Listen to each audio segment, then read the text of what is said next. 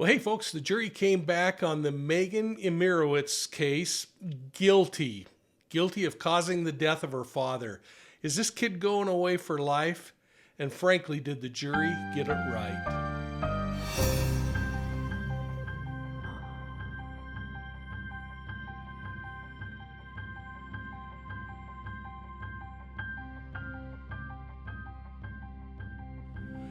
Hey, welcome to Profiling Evil in this special edition on the Megan Imirowicz case. That was that case where she was accused and now convicted of pouring a chemical lye on her father and burning him severely. It took him 5 months to die.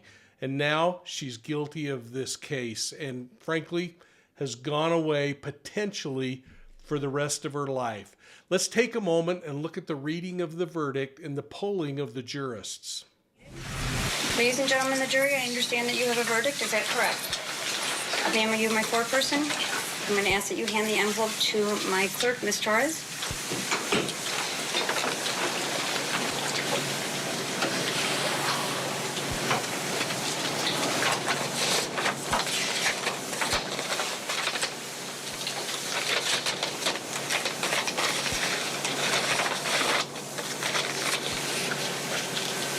Thank you. Ma'am, if you could please stand and read the verdict to the courtroom.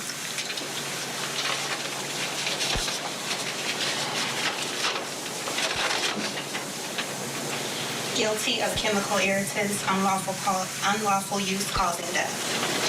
Thank you. Judge, the jury pulled. Yes, Your Honor. Juror in seat number 2, is that your verdict? Yes. Juror in seat number 3, is that your verdict? Yes. Juror in seat number 4, is that your verdict? Yes. Juror in seat number 5, is that your verdict? Yes. Juror in seat number 7, is that your verdict? Yes. Juror in seat number 8, is that your verdict? Yes. Juror in seat number 9, is that your verdict? Yes. Juror in seat number 10, is that your verdict? Yes.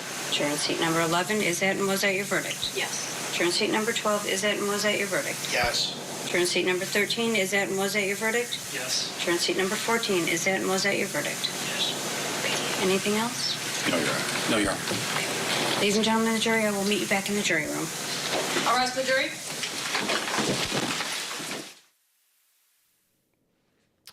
Well, what are your thoughts on this, folks? Did the jury get it right? This one has caused a lot of concern out there on the true crime community wavelength. There are people that are saying she should have been given a little more slack.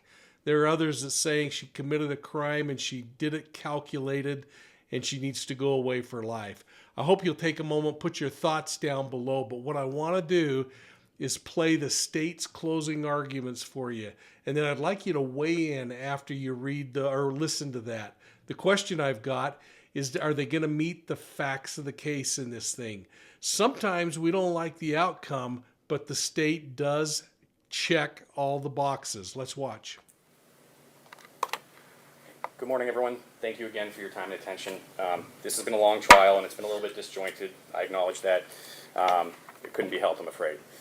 Now, this is going to be the part of this trial where I go over everything I've presented and give you all those little puzzle pieces again that I talked about in my opening and help you put them together. So I want to start by talking about our burden of proof. This is my standard. A reasonable doubt is a fair and honest doubt, growing out of the evidence or lack of evidence. It is not merely an imaginary possible doubt, but a doubt based on reason and common sense. It's also not beyond any doubt or beyond all doubt. And we don't have to conclusively disprove any alternative theory because that would be impossible. It's always possible you can have 99.999% of a picture set, and that there's always, that little tiny 0.0001% chance that could come and screw it up. But that's not a reasonable doubt, right? It makes me think sometimes of when we put in DNA evidence. The lab techs always say it's something like a 1 in 100 billion chance the DNA on the murder weapon comes from someone other than the defendant, right? They don't say, yeah, it's the defendant's blood. They just say it's almost impossible for it not to be, okay? That's kind of what we're talking about here. It's possible, but it's not reasonable. In a case like this, I think the greatest assault you can make on the case we put on and the reasonable doubt here would be one of distraction. It's one that would get everyone on the jury, all of you, to miss the forest for a single tree. A pine forest is still a pine forest, even if there's another tree in it. I want to talk a little bit about the inferences. They are not only allowed, they are required. This is something that we do every day, and it's something that jurors have to do as well, because very, very rarely does a defendant stand in front of people and tell them exactly why they committed the crime and what their intent was when they did it. And if they do, those cases even more rarely go to trial. An example I like to give is if you come downstairs in the middle of the night and you see your kid with his hand in the cookie jar. You know exactly what he's doing, right? He's getting a cookie. It's possible he could be doing something else with it, but it's not reasonable. He put his hand in the cookie jar because he's getting a cookie. There's no other rationale for it. Now, before we really dive into everything and I go over some of the evidence again with you, I want to remind you that two of the elements I do have to prove are the date and the venue. So the date in this case, of course, on or about October 1st, 2021, and the venue is Oakland County. I don't really think that's been disputed in this case, but I need to say it anyway. When I started, I told you that trials are a quest to determine what happened and if what happened broke the law, and it's your decision on those two things. That's your job. Everything else is for somebody else. So let's go over that now. Let's apply the facts to the elements. What happened? Here's the basics, I think, about what happened actually on October 1st, 2021, and what I think the evidence shows. It's Megan's birthday party. Life has not been easy necessarily at the Imirowicz household, and today is going to be a good day because it's her birthday party. So she gets up, she goes to get her dad to drive her to her hair appointment, and Dad, Conrad, is drunk. Probably again, right? This is not going to be the first time, and that's really not okay. Not today, not on this day, and she loses control. She starts throwing things at him. It's not helping her feel better. She's furious, out of control, and she goes way, way too far. And that's something that can happen to all of us. When we lose our temper, we can go too far. And so she grabs the lye, pours it on him, and pours water on him. A couple of hours later, Kayla finds him burned when Megan sends her over there to get the credit card number. She calls 911. Conrad's taken to the hospital, and after months of treatment and pain, he eventually dies from the burns and the complications thereof. That's the basics. So how do we know? Did it break the law? We have to apply the evidence to the elements. These are the elements of the offense. Unlawful possession or use of chemical irritants causing death. The defendant placed, used, or released a substance. The substance that the defendant possessed, placed, used, or released was a chemical irritant, which is a solid, liquid, or gas that through its chemical properties, chemical or physical properties, alone or in combination with one or more other substances, can be used to produce an irritant effect in humans, animals, or plants. The defendant possessed, placed, used, or released the chemical irritant to frighten, terrorize, intimidate, threaten, harass, injure, assault, batter, or kill Conrad Imirowicz, and that the possession, placement, use, or release of the chemical irritant resulted in the death of Conrad Imirowicz. Let's take them each in turn. Facts and inferences applied to element 1. Place, use, or release a substance. This case actually differs from some homicides where we actually do have some statements from the victim to people. In his opening, Mr. Miller said that in this trial you would not find in any exhibit testimony, or even in, I think he said like the 20,000 some pages of medical records, you would not find a single instance where Conrad said that Megan threw chemicals on him. That found out to be not true very quickly. Number 1, what's the location of the emergency? This is Oakland County with a transfer at 1650 Duck Creek Lane. Okay, thank you. Hi, hello, what's going on out there? Hi, my name's David. I'm a nurse at Ascension Genesis in Grand Blanc, Michigan, calling to report a possible assault on my patient. Okay. My patient's name is Conrad, Konrad. Last is Imirowicz. He's a 64-year-old male patient with a date of birth of August 11th, 1957. Arrived via EMS with multiple chemical burns across his body. When he first arrived, he said that he thought maybe this was from a bug spray. Upon further investigation, the gentleman stated that his daughter had thrown some substance on him, possibly causing these burns. Okay. So David Backos' 911 call tells us what Conrad was saying, even then at Genesis Ascension, the first hospital he was there. Remember, he was in the room when he was talking to Lucas and to Austin. All right. Now, Lucas and Austin certainly know Conrad, and they have a ton of reasons to feel emotional about him and protective. But David doesn't, right? He's just a professional. Quite a professional, actually. I mean, I was actually quite surprised with the level and depth of his experience and how intelligently he was able to talk to you about what was happening. He has no stake in this game. 911, what's the location of the emergency? And because he's a professional, he also recorded this in his notes, in the medical records. These were on Exhibit 14. It just so happens to match, again, what Lucas and Austin were saying, and what Lucas told you, and what Austin recorded in his written statement, that Megan threw hair dye and cleaning supplies on him. That's what I like to call independent third-party verification. But if there was any reason for anyone to be skeptical of what Lucas and Austin remembered and wrote down before, their testimony is corroborated 100% by someone with no stake in the game. Patient recently called that the patient's daughter had thrown something on patient. Oakland County was called about the alleged assault. Poison control called, and for poison control, pesticide bombs normally present with respiratory distress. Poison control recommended standard tox screen and standard burn protocol. Let's talk about facts and inferences applied element 2. The substance the defendant used, possessed, placed, or released was a chemical irritant, and what that means. Look, we know Lai did this to him. This was not a bug bomb. Even if you don't believe, let's set aside count 1, or element 1. Even if you don't believe Megan did this, or that she knew that it would do this, or the intent she had when it did this, it was the Lai that did this to him. And is Lai a chemical irritant? I don't really think we need to move past the bottle, right? Exhibit 9. Skull and crossbones on the front, big red label, causes severe burns. You can read more instructions. Precautions: wear protective gloves, clothing, eye and face protection. Do not get in eyes, on skin, or on clothing. Danger: causes severe burns and serious eye damage. It talks about do not mix with hot water. It talks about if you do get on your skin, wash immediately with cold water. This is a chemical irritant, no question. And it's only made worse when it's mixed with, other things like water. And I would say that even in this case, calling it an irritant, given what we saw happen to Conrad, is something of an understatement in the legal phrasing. But it is certainly an irritant. Facts and inferences applied to element 3. That the defendant placed, possessed, used, released the chemical irritant to frighten, terrorize, intimidate, threaten, harass, injure, assault, batter, or kill Conrad Imirowicz. So listen, this is a homicide case, right? And that word homicide comes with a great deal of pressure and weight upon your determination and what you think. You think the word murder, and then the brain can come alive with ideas of what that means. So I want to talk about intent and in killing, and I want to do this by breaking down the video where Megan talks to the police.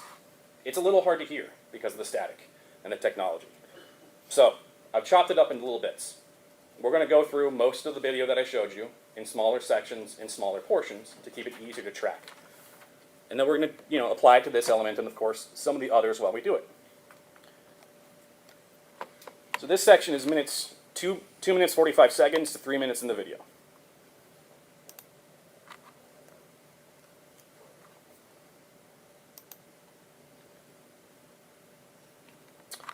All right.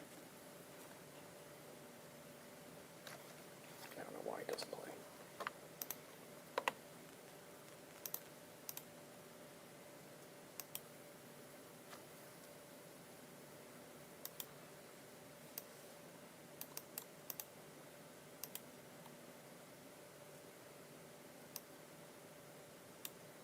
Give it a second.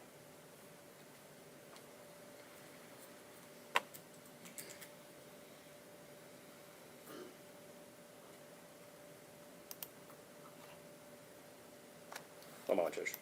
You run this 9 times yesterday, it runs fine.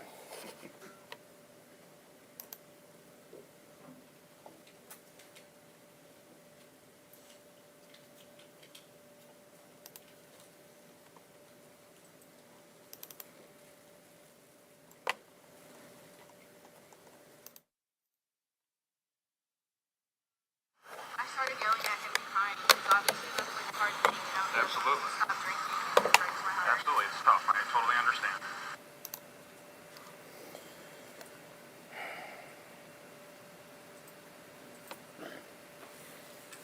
Let's try it this way.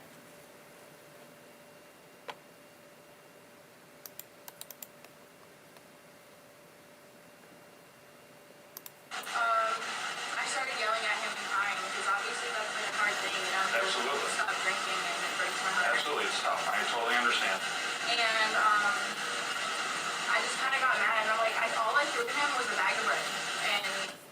So this is very, very early on in the process, right? And the first thing she goes to right away is, all I threw at him was a bag of bread.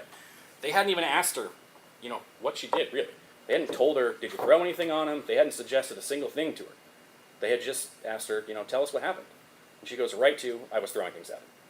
And she goes right to, minimizing her culpability. And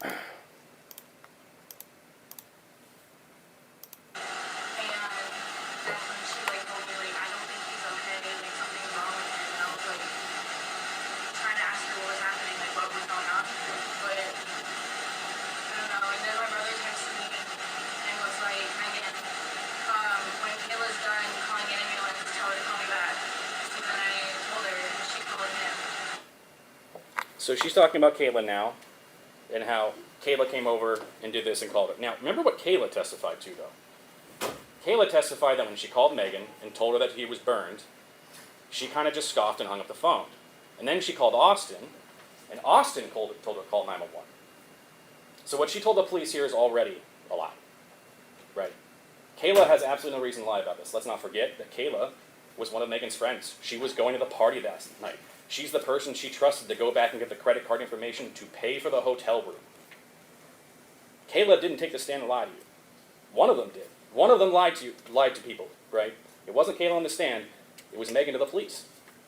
She's trying to make herself look better here. And that was, by the way, 3 minutes, 30 seconds to 3 minutes 52.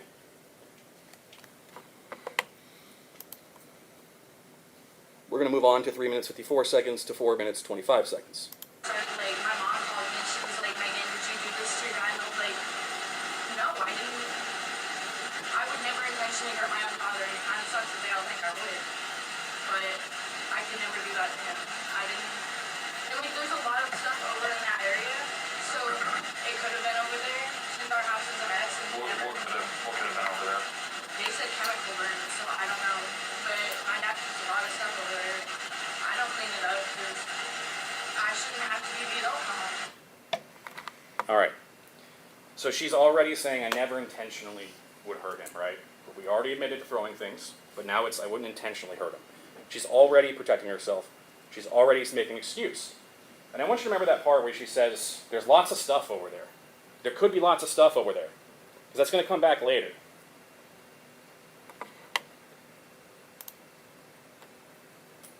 I never clean how I said. Maybe it's I food food. There's only ever food around there. I could never intentionally throw something dangerous out my own pocket. So now there's only ever food around there. There's no cleaning products for me to grab. That would be crazy. Why would there be cleaning products there? There's only ever food. That was 6 minutes 13 seconds to 6 minutes 23 seconds. So about 2 minutes later, she's already losing the thread.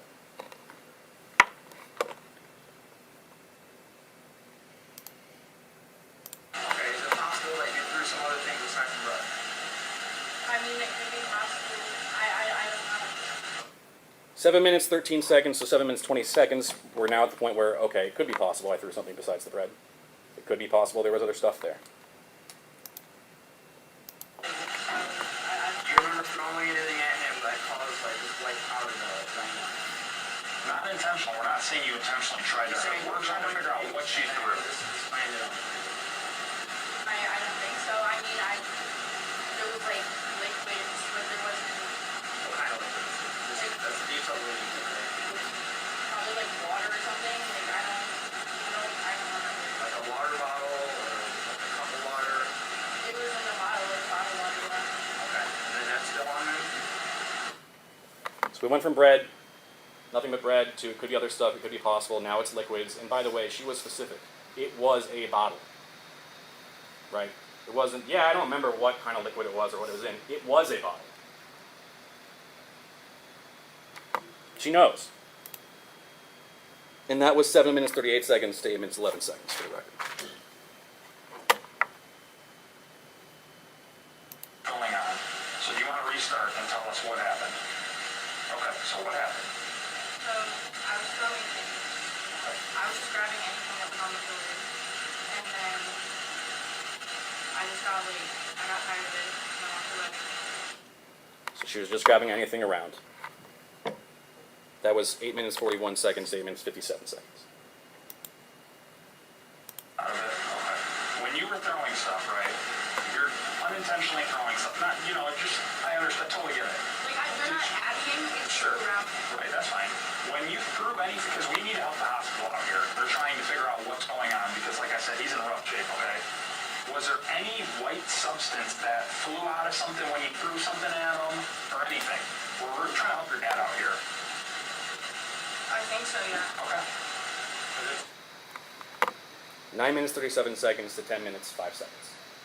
It took less than 10 minutes for her to admit that she threw things that involved white powder, which we know was a lie. Had to be. And I thought it was interesting because even when she's doing this, she's still trying to protect herself because she's talking to the police and she knows she might be in trouble. That's what she said at the very, saying at the beginning. I don't want to get in trouble. Because she's saying I wasn't throwing it at him, I was just throwing it, near him. When you're throwing something at someone, unless you're playing sports, you're doing it because you want them to hurt or to feel something of the pain you're feeling because you're angry. You want them to experience what you're feeling to some degree. Throwing it near them doesn't do anything. That's not true, right? No one throws something near someone when they're angry. Unless you're specifically trying not to hurt them for some reason, but that's not what happened here. It can't be, not with the level of injuries we have. You said, was he wearing a shirt? Remember? Shirt or pants? No? I know he wasn't wearing pants, he was never. Okay. 10 minutes, 11 seconds, 10 minutes, 19 seconds. I know he wasn't wearing pants because he never wears pants. That would make sense given the injuries we saw. The legs were worse, right? That's what the doctors told us, and that's what's pretty evident.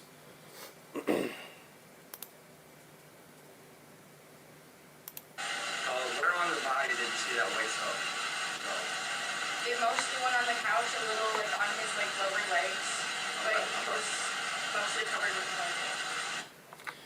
So 10 minutes, 20 seconds, 10 minutes, 29 seconds. It mostly went on the couch, a little on his lower legs, talking about the white stuff.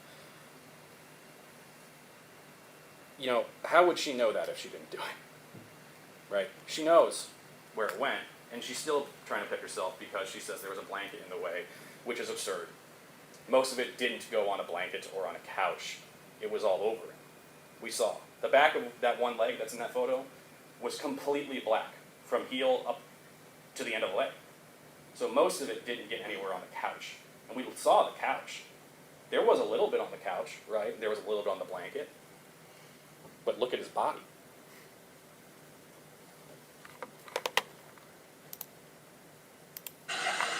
You know what that stuff was? It looked like something for the tub or something, Okay, alright. Do you know what that stuff was? It looked like something for the tub or something. You ever use that stuff to clean the tub? So like drain the hole, like lie. Like when I think it's for the toilet. I think it's for one of them. It's like my dad uses it sometimes to like the clog. Do you ever use that stuff to clean the tub? I think my dad does. Like Drain-O-Lye, do you ever use that stuff? I think my dad does. I think he uses it for one of those things. I think he uses it to clog. I think she means declog. Right. But she knows exactly what it is. Okay? It's 10 minutes, 41 seconds, 10 minutes, 54 seconds.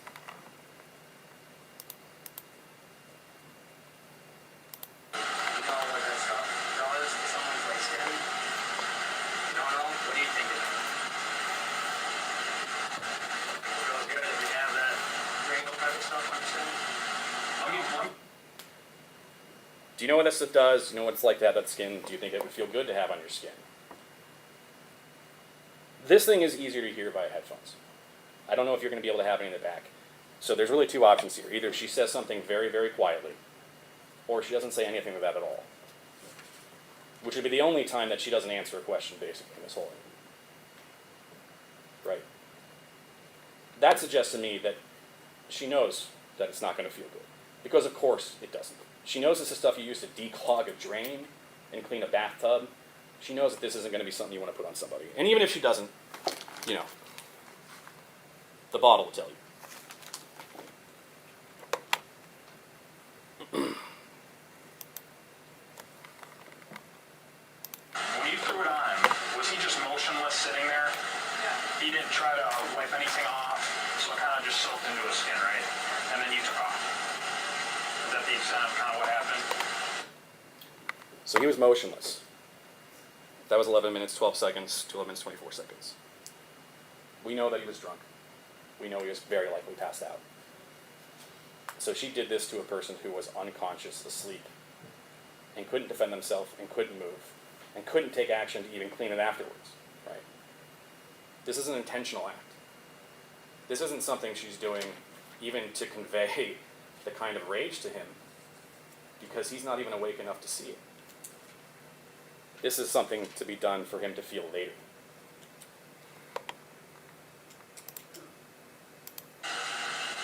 Were you concerned that there was white powder on him, that maybe he would have ate through his skin? I didn't know it would do that. I thought things like that just kind of sat there, nothing would happen. I didn't know it would do that. I think things just like that sat there and nothing would happen. That can't be true. We know it's not true. Everything indicates that's not true. But what it does indicate is that she did do it, right? She was throwing it. She knew what she was throwing. Because I didn't think that would happen. That's her saying I did it, but trying to protect herself. I guess my question to you is, why did you tell us initially you only threw thread? What were you afraid of that was going to come out? I don't want to get in trouble for something I would never purposely put my doctor. So this is where the police are starting to talk to her about, why did you lie to us at the beginning, right? Why did you tell us it was just thread? Why didn't I throw anything? And she's still trying to protect herself by saying, I didn't do it purposely, which is the defense that people do when they can't accept the responsibility for their actions, right? I did something because I was angry, upset, and I meant it at the time, but now I have regrets. Regrets are fine, regrets are good. We should have regrets when we do bad things. That doesn't change the fact that there has to be responsibility and accountability for the things you did. And it also tells us that the moment the police showed up, she knew that there was something wrong, right? She already tells in the video that, they told me it was chemical burns at the beginning, so people have called her already, right? They told her. Dad's at the hospital. He's got the chemical burns. They show up. She knows why they're there. And she is immediately defensive. Did you think that what you did today might have hurt him when we came here? Is that why you weren't telling us everything that happened? Well, I knew because obviously, like, my brother's yelling at me, like, everyone's yelling at me because they think I'm this horrible person, and then, like, I didn't intentionally do that. And I just I don't want to get in trouble for something I never meant to do. I didn't think it would hurt me. This is one of the parts, I think you can see kind of the frustration of the officers here, because she's still trying to pretend that she had no idea if this was going to be a bad thing, right? But there's no question. There can't be any question. When you watch the video and break it down slow, and you think about what she's saying, you can actually take each little bit by bit. It is extremely obvious that this is an action she did, that she knew she did. She knew what she was doing. She knew what she threw. And it's absurd to suggest that she thought that this would be just fine. And of course, it wasn't just to the police that night that she admitted what was going on. Friday morning, I'm gonna send this in a video because I don't feel like texting, but Friday morning I woke up and I went to go see my dad because I had hair appointments, so I needed him to take me. And he was drunk, and I was like upset because he's like an alcoholic and we wanted to stop and everything. So I threw a bag of bread at him because I was angry. I'm not gonna throw something that's gonna hurt him. And I threw a few other things, but I threw it like at the end of the couch so it like wasn't near him. And I left. And when I left, I said goodbye to him. He said goodbye. And then I needed his like card info for the hotel because I was going to a hotel for my 18th birthday. And then I had Kayla, my friend Kayla, go to my house because she lives down the street to get it from him. And she was like, Megan, your dad's not okay. And I was like, what do you mean? And she was like, there's like burns on it. And I was like, what? Like, I was so confused because I was like, why is he, like, what is happening? I was like, my instant thought was he probably like stood up and fell because he's prone to hurting himself when he's drunk. And I'm always the one who has to go and help him off the floor and make sure he's okay. So I was like, call my brother. I didn't know what to do, like, so I just told her to call my brother, and they called an ambulance.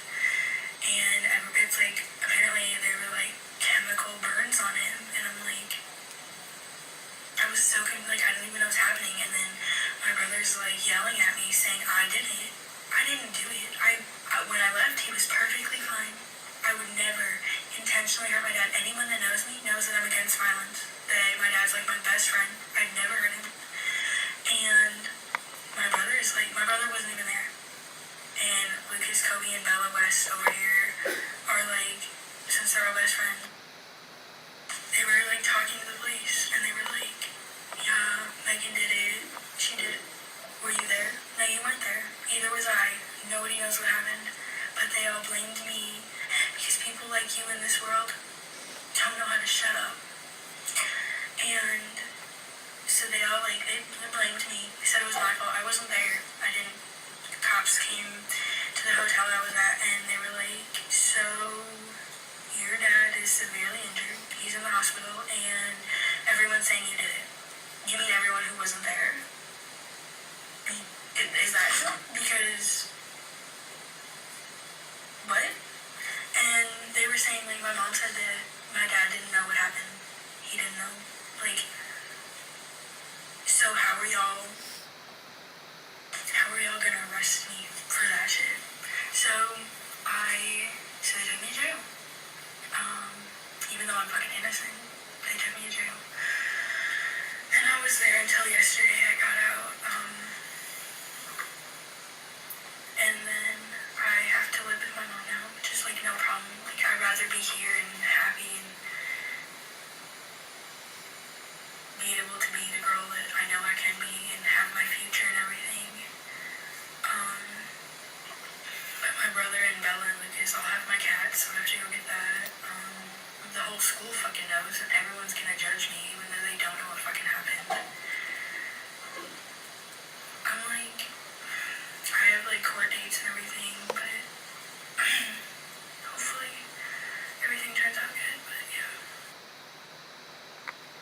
So that's what she sent to Blake Shelton about a week after this incident, right? Yet again, she's trying to tell the same kind of things, deflecting, saying she didn't do it intentionally. I hope you notice that not once did she ask about how her dad is. Not once did she express concern for his well-being, the man she says is her very best friend and all that. It's a lot about her needs and what she's worried about and becoming the girl that she thinks she can be.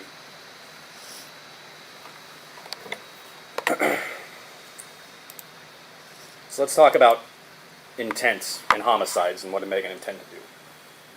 There are a number of homicide charges in Michigan, okay? First-degree murder requires premeditation and deliberation. It's the intent to kill and only kill, nothing else, right? The classic examples of this are like if you sit in the backseat of someone's car and wait to ambush them or poison them, something like that. That's not an intent you have to find here. Second-degree murder. Intended to kill or intended great bodily harm or knowingly created a very high risk of death or great bodily harm, knowing that death or great bodily harm would be a likely result of her actions.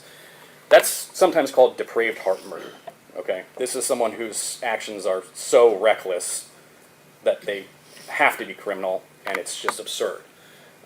One of the classic examples of this one is if someone's playing Russian roulette and slips a bullet in the gun, right, with their friends.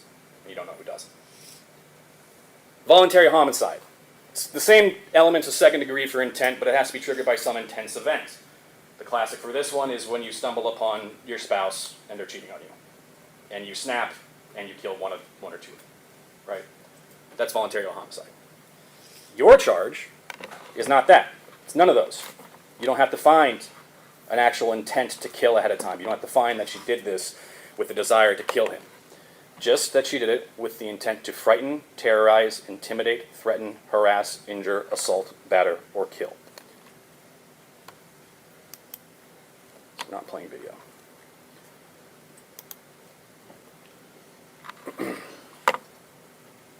Actually, I just want it to be, 1 second, Judge, I just want it to be on one mode now.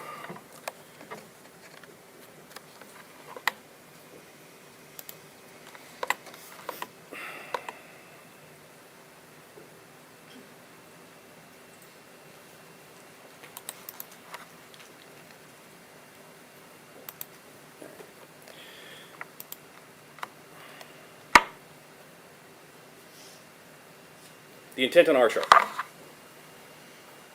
Of all those options, right, to frighten, terrorize, intimidate, threaten, harass, injure. These are all things that have pretty standard definitions. Any of them can work. You know, intimidate. This could be done to intimidate. After he wakes up, right? He was behaving in a manner that she didn't like, that was pain, that caused her a lot of anguish. And so now it's you're going to do change. Look what I can do. Look what I will do. Look what I have done. It's time to change. To threaten. Look what will happen if you don't. Right?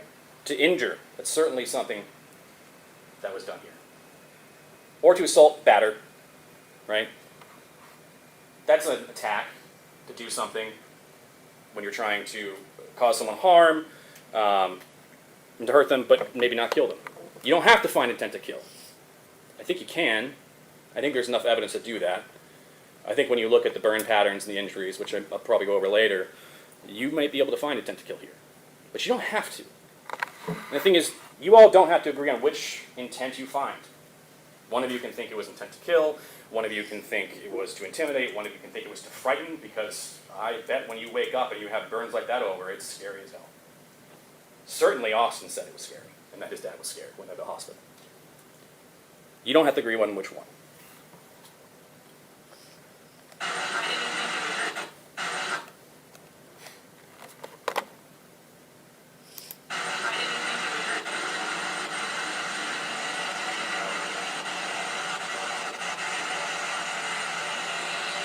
Okay, so you're in my shoes, right? How old are you? I just read You just turned 18. If you were to throw, and to be honest, give me the honest truth, if you were to throw Drano, household acidic cleaners on someone's body, what would you think that would do? I mean, we're both smart individuals. It's probably it. I didn't think like a powder alone would do that. well, you said you threw water too, right?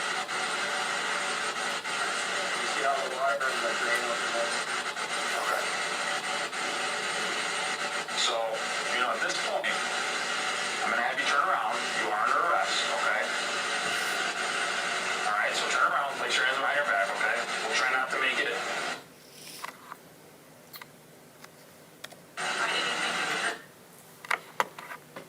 She knew what she was doing. And she knew what the intent was. And it was so preposterous that the trooper here, after not even 15 minutes, was already, rubbing his head like, are you serious with this stuff? Can you really be still trying to say that you didn't know that this would happen? Or that something would happen? This gets us to the last element. That the possession, placement, or use or release of the chemical irritant resulted in the death of Conrad Imirowicz. I don't really think there can be a dispute here. I don't really think there is a dispute here, frankly. But let's just go over it again. Dr. Varani, perhaps the expert of all experts in homicides and in forensic pathology. 20,000 some autopsies, right? 31 years. Cause of death, chemical burns with complications. Manner of death, homicide. The 64-year-old white male Conrad Imirowicz died of chemical burns with complications. He sustained these burns when caustic chemical was thrown on him. He survived longer than 5 months of medical treatment for these burns. There were no other physical injuries. The manner of death is homicide. The only other alternative that's been posited in any of the evidence in this case is this idea of the bug bomb, right? Now, everybody out there told you that this couldn't be a bug bomb, and certainly that there would be some injuries to the lungs. There were no injuries to the lungs. First, these are the Hurley medical records, page 45. There is no associated inhalation injury. It's not there. And then when it came to Dr. Varani, there was the scarring on the lungs, which she said could only be a result of repeated infections, which is what happened here. Conrad spent 5 months at the hospital. 5 months in which they were trying to save his life. It was 153 days he was there, and after he went off life support and went home, it took him only 3 days to die. He got 3 days after 5 months of horror. The elements in total. The defendant placed, used, or released a substance. No question. She admits it. The substance that the defendant possessed, placed, used, or released was a chemical irritant. This is perhaps the least arguable element of them all. The defendant possessed, placed, used, or released the chemical irritant to frighten, terrorize, intimidate, threaten, harass, injure, assault, batter, or kill Conrad Imirowicz. There is no other reason you pour Drano on someone's body unless you are trying to do one of those things. And if you do it on accident, you clean it off right away because you know what it is. And that's what's crazy about this most of all. She put this on him and left. Right? She put this on him and left and had no reason to believe anyone was coming back. The only reason Kayla went back is because she called her and needed the credit card. But there was no reason that this passed out man unconscious was going to have anyone come and help him. So she just left him there like that. She didn't clean it. The only option that this wasn't going to get very bad was if he woke up from his drunken stupor. And this is a girl who's doing this because he's drunk all the time. She knew what this was going to do. She left him to burn. And that the possession, placement, use, or release of the chemical irritant resulted in the death of Conrad Imirowicz.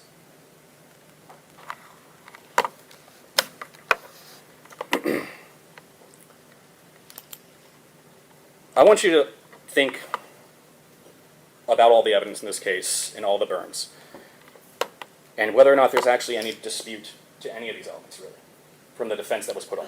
Listen, the burden is mine, okay? I think we've met it, but since they did call witnesses and they did cross-examine and ask questions, I get to talk about what they said and what it implies, and what the defense is.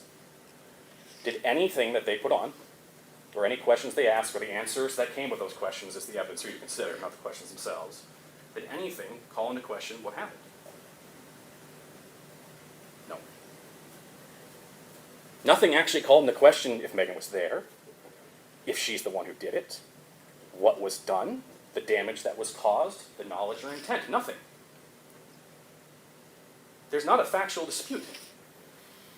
And so what happened is over. And now it's did what happened break the law, and there can't be a dispute there either.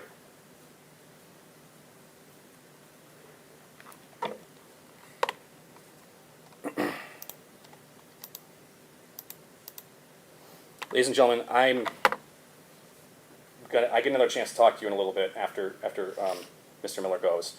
And so we'll see what is said, and I'll respond to that, and maybe talk a little bit more if I think it's necessary. But I think we met our burden here. I think this is one of the worst cases I've seen. I think the injuries speak for themselves, and I don't think there can be a question about guilt. She wanted to hurt him because she was angry, upset, and she did so in a truly terrible way, and I think she's guilty.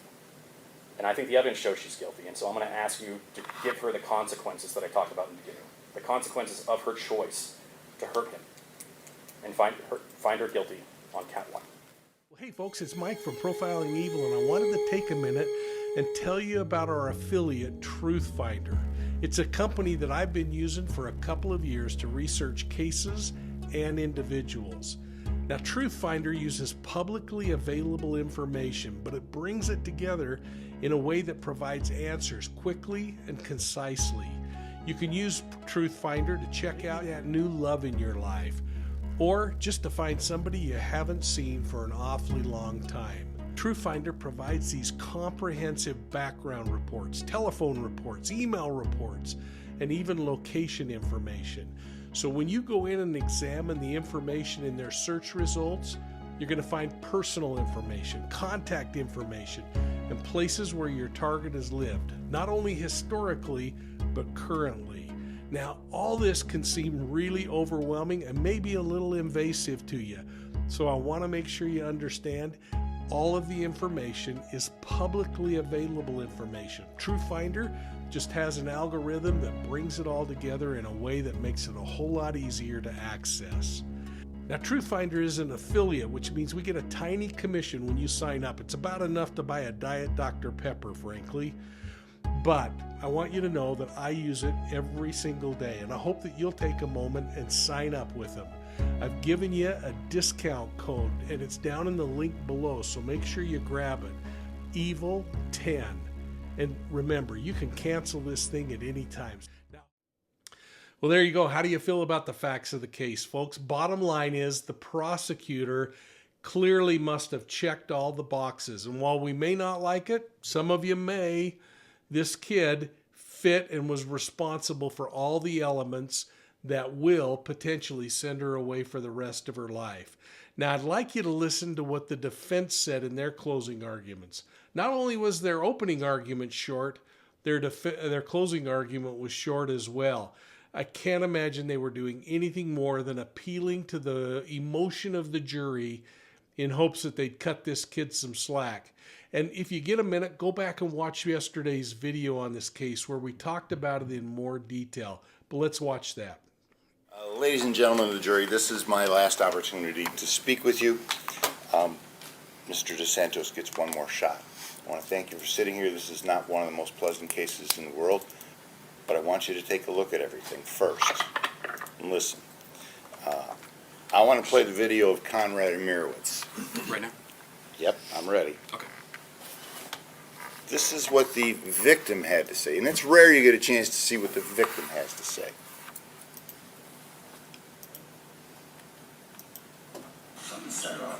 She wanted to go to the beer. Here, I'm just going to start it from the beginning.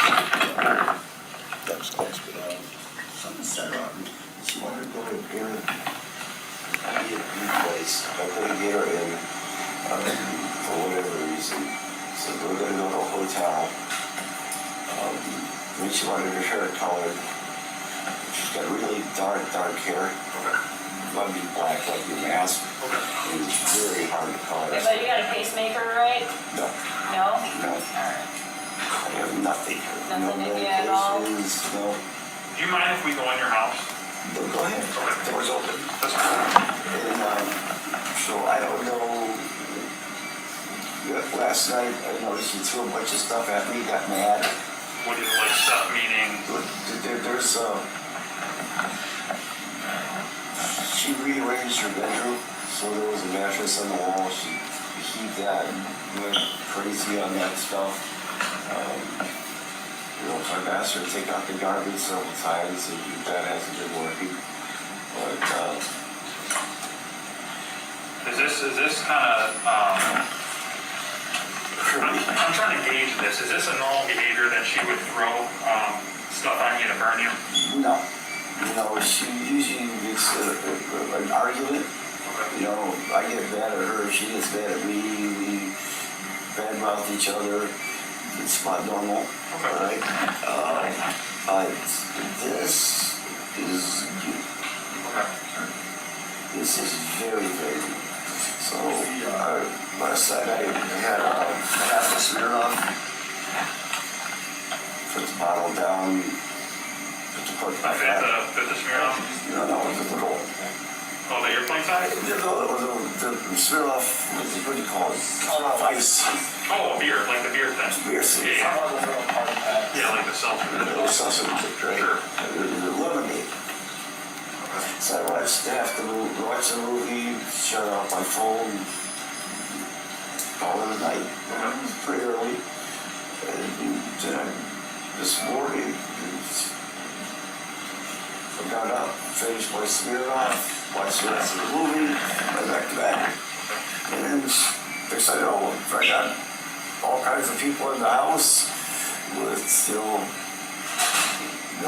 Were you sleeping when this happened, or were you unconscious? No, I was sleeping. I wasn't unconscious. We didn't have anything to drink. So I didn't have the Smirnoff, give me a break. I was thinking about getting her some breakfast and stuff, or making some. I was going to get her a breakfast because I was going to 2 for $5 thing going. Keeps, so I was going to do that. No, you done go to my school too much. Okay. I won't bother you that much. All I need, if you don't remember, you don't remember. All I just want to know if we can go in your house to investigate what happened. Go ahead. Okay. The door is open, right, Austin? It's unlocked. The door is open. Yes, I have. Us. There's a bunch of cats. Let me talk to him and then we'll talk out there. All the cats can go out except for a little gray one. She's tiny. Right. Padawan, she's not old enough to go outside yet. Okay. Right there. You mind if I see your hand? If you just want to flip it. Pull this cover off. I can't. The legs. face, show the legs. Are you wrapped up in this Yeah, thing? good, bro. I'm I right. didn't know if you were wrapped in like a bungee or what. Can you see that good enough, or do you need a little more? Okay. It's like this on the other Get this leg. side. Yeah. He gets it too. Is he okay to lift that up like that? You feel it? All right. Do you have it on your back? You don't have to get up, but I'm just asking. Okay. Part of him. I don't know. I didn't see my shoulder for a while. The full back. It's okay. Can I show him the pictures that I took? Yes, you can. Perfect. Okay, I will, I appreciate it. You get better, and I'll keep in contact with your family, okay? Talk to Austin. Yep. All right. I don't know what they're going to do. All right, Bill. That's all I'm gonna show so you can hit the lights back, okay? Thank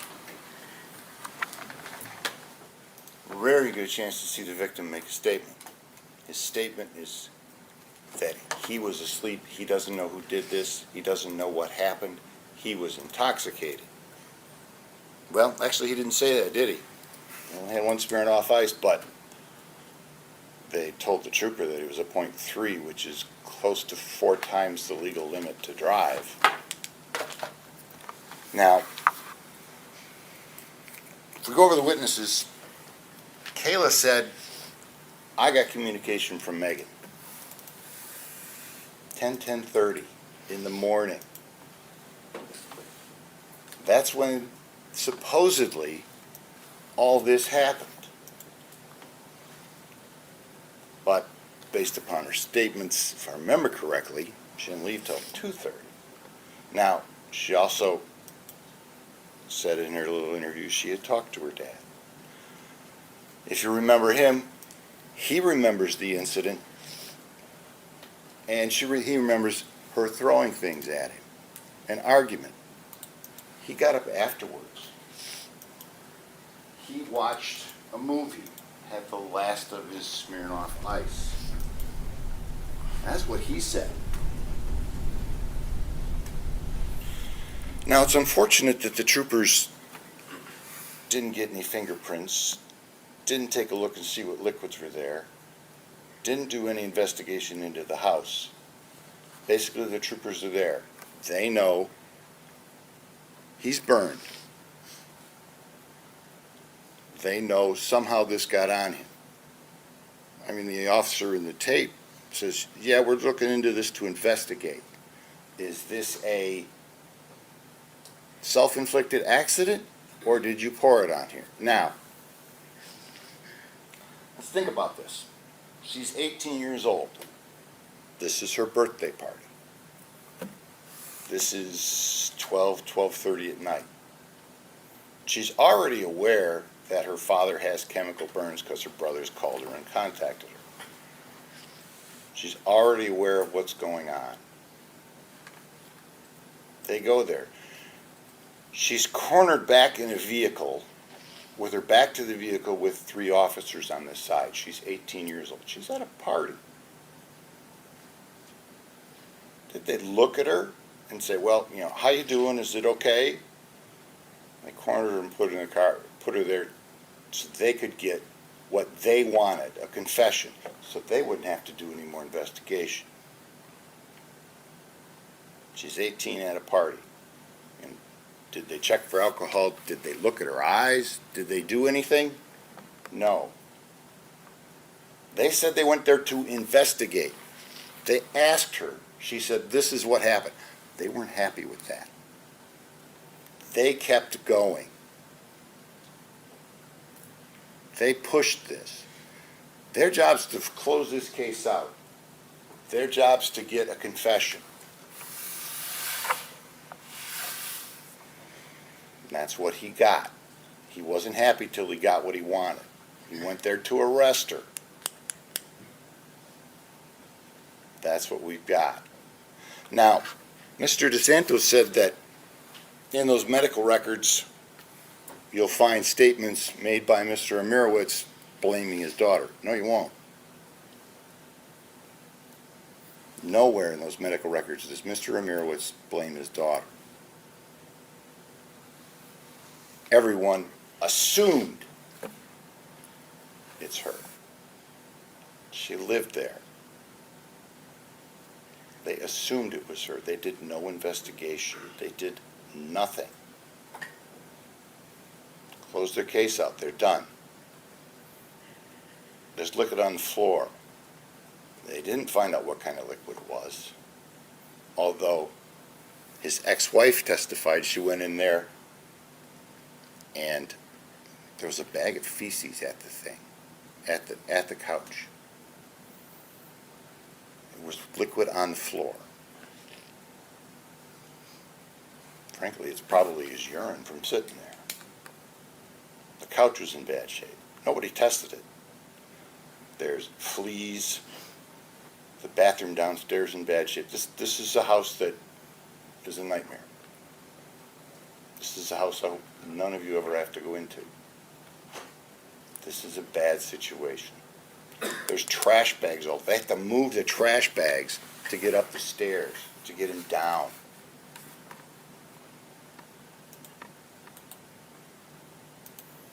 She indicated she threw some stuff at him. Yes, she did. This is 10 o'clock. She indicated to Kayla again, can you come get me so I can go to the party? And then she got another text that said, oh, I got someone else to pick me up. She was gone. Now, it's true. She needed to get the tab or the credit card information. It's true. She called Kayla. Can you go over to the house? You live there. Kayla went over. Kayla said she's walking up the stairs and Mr. Imirowicz said hi. And then she got there and she saw the situation. It was a bad situation. This is 3:30, 3:45.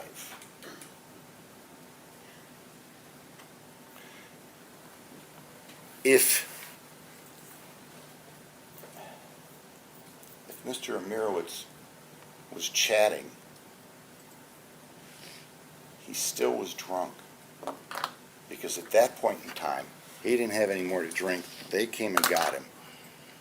It's 3:45. At 9 o'clock, we know his blood alcohol level was a 0.3. Very high.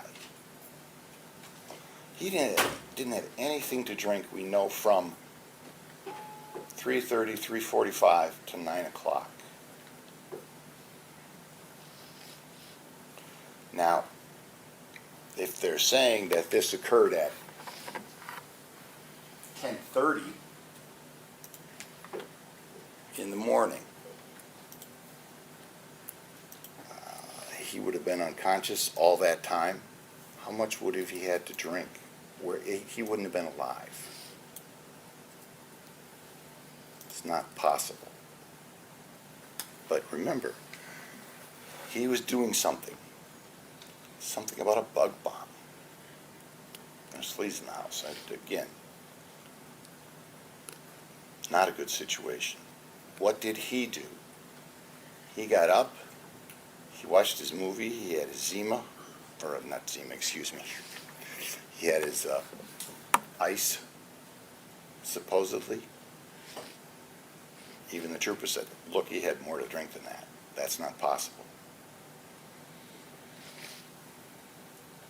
So, who put it there and what happened? The house is an utter disaster. You know that. It smells bad. You know that. There's stuff all over the place. They didn't look for anything. They didn't do anything. They had their answer. Okay. I'm going to ask you to take a look, if you want, at the medical records. You won't find anywhere in there where he says she did this. It's not there. The nurse didn't testify that he said it. It's based on everyone else and what he thought. Something occurred. Clearly something occurred. Someone might be to blame. Who do we got? Well, Megan lives there. We know she was around at some point. Blame her. It's possible. Troopers went out with one goal. Get her to confess. Their case is over. What happened? Well, if you'd have poured that stuff on at 10 o'clock in the morning, I doubt he would have been alive. But we don't know because we didn't test anything. We don't know how long it was on his skin. We don't know where it came from. And by the way, you know, they're saying it was spread over him. Nobody said anything about her hands being in bad shape. The hands were in bad shape were Mr. Imirowicz's. The only way those hands get in bad shape if he's spreading it around himself. If he's rubbing it in or moving it around or doing something with it. You look at the jar, there's still stuff in here. Still some of that chemical in there, all right? It's still there. Whoever had to throw it clearly had to get something on their hands. Or did he dump it on himself? His hands are in bad shape. Hers aren't. Nobody said anything about it. This is a man who is, well, I understand he passed away and this is involved in. This is a man who, when he was married in 2007, was on medication for high blood pressure. He clearly is an alcoholic. He had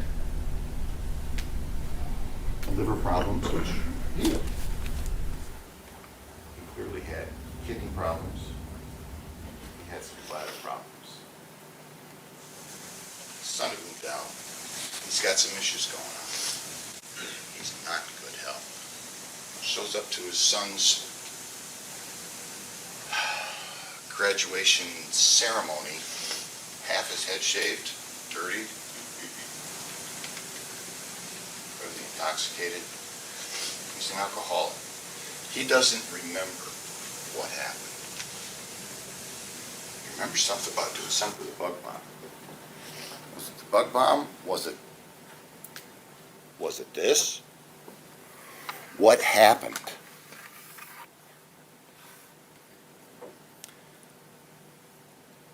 You've got to look at it and try and figure it out. I'm asking you to take your time, think about it, take a look at the exhibits. Remember what was said. Think about it when you were 18. What would you do if you're backed into a corner? You got a car behind you, 3 officers around you, it's night. You know your dad's been hurt. They're not taking the first answer. They're not taking the second. They're going to keep going. You were at a party. What kind of condition are you in?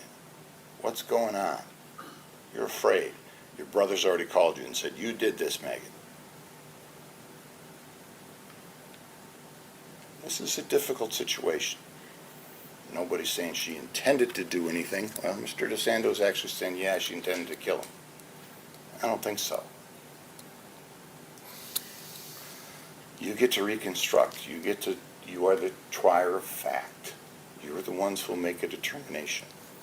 All right? Now, when you go back to the jury room, you're going to be able to take a look at all the evidence. You're going to take your time. A couple of you are going to be dismissed and they'll sit down, you'll figure a foreman out, and you've got to look at the whole situation. You saw Megan's tape that she made. Is that the truth? Is it a lie? She's under no pressure. She's trying to talk to a friend. That, and she's in front of 3 officers. You can see lights behind her, dark situation. They never checked. They never asked her. They never advised her she had a choice. They never did anything other than get what they wanted and what they wanted her to say. They knew what they wanted. They suggested, well, what about the white powder?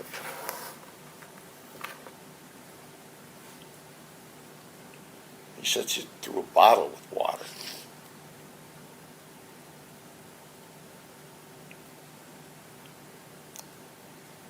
And this house, I wouldn't want to be in it either. They didn't go in, they didn't do an investigation. They never found the top. Never found where it was at, never found what it was used for, never found out how old it was, never looked and see where it was bought at, never looked and see how much was in it, how much was left, never questioned anybody about it, never did anything. No prints, nothing. It's Megan did this, let's convict her, let's get it over with. Well, that's not necessarily how it works. Now, ladies and gentlemen, this is a tough case. There's some really nasty pictures here. I'm going to ask that you look past them. There's injuries, no question. There's damage, no question. Look past that. Look at the whole situation. Try and figure it out. They're all saying this happened at 10 o'clock. Mr. Imirowicz didn't say that. All right? He said, yeah, I remember he was throwing stuff and everything. And then we were done. We had a little spat.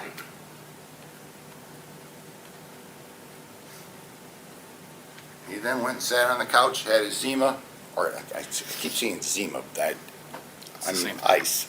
It probably tastes as bad either way. I don't know. All right. But you've got to take a look at the whole situation. Remember what he said. And yes, they came down and they arrested Megan. She made statements. She's backed him to the corner doing what she's got to do. Officers are doing what they have to do. She knows there's chemical burns because her brother's already yelled at her. They're looking for that information. Nobody told us what was on the skin other than the chemical. Nobody said there was any water on it. Nobody proved anything else on the skin. Nobody indicated how long it would take for these burns to last. Nobody knew how drunk he was, what he was drinking prior to. We know what he was at the hospital. That was a 0.3, and you saw him talk. That's a 0.3, and he's doing pretty good.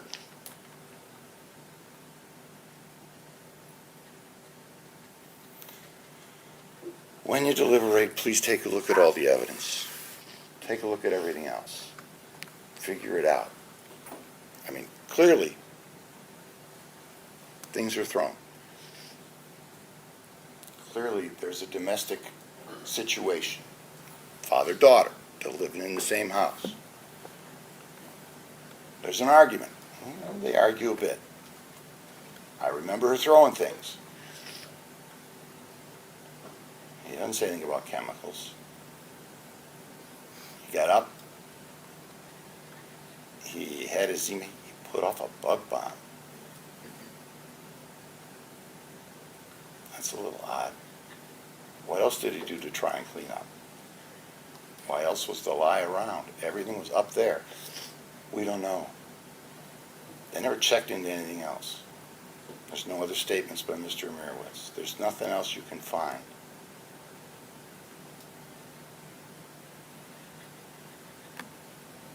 It's a difficult situation, but beyond a reasonable doubt, is she the one that did this? I don't think you'll find that. I think you'll find it for the domestic assault, there's no question. And clearly it happened in Oakland County. Clearly it happened on or about that date. No question. I mean, that shouldn't take much for you to figure out. I'll stipulate to it. Doesn't matter. I agree. But what Mr. DeSantos and I say are not facts. They are not what count. What the documents, what the evidence, and what you make a determination of is what the facts will be. That is your job. I'm asking you to take your time, think about it, and do your best. And don't change your mind just because you want to get out of here. You have to figure out what you want, what you believe justice is, and make that determination. You already know the situation. You know the house is terrible. You know it's a divorce situation. You know the family's got problems. Mr. Imiriwicz's son is an angry young man. I might be too if my father had gone through this. I don't know. It's up to you to determine. Ladies and gentlemen, thank you for your time, your patience, and I wish you luck. Thank you. Well, there you go. What are your thoughts on this one? I enjoyed the opportunity I had to be on Court TV to talk about the case. I hope you'll put your comments down below, and I hope you'll hit the like and subscribe button and ring the bell so you're getting all of our videos. Hey, and please join me tonight on Court TV. We're going to switch gears and talk about the Delphi case.